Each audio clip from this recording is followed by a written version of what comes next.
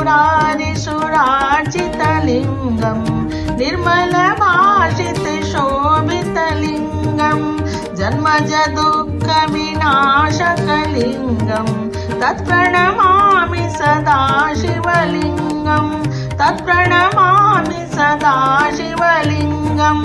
देवमुनि प्रवराजितलिङ्गं कामदान करुणाकरलिङ्गं रावणदर्पविनाशनलिङ्गं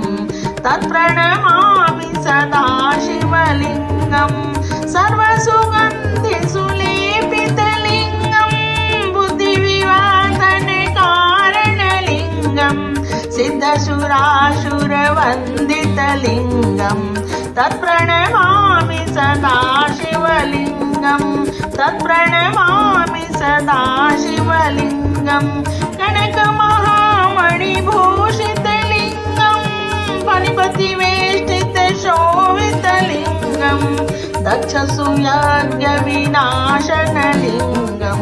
तत्प्रणमामि सदा शिवलिङ्गं कुङ्कुमचन्दनलेपितलिङ्गं पङ्कजहार सुशोभितलिङ्गं सञ्चितपापविनाशनलिङ्गं तत्प्रणमामि सदा शिवलिङ्गं तत्प्रणमामि सदा शिवलिङ्गं देवगणार्चितसेवितलिङ्गं भारभक्तिभिरेव च लिङ्गं दिनकरकोटिप्रभाकरलिङ्गं तत्प्रणमामि सदा शिवलिङ्गम् अष्टदलोपरिवेष्टितलिङ्गं सर्वसमुद्भवकारणलिङ्गम्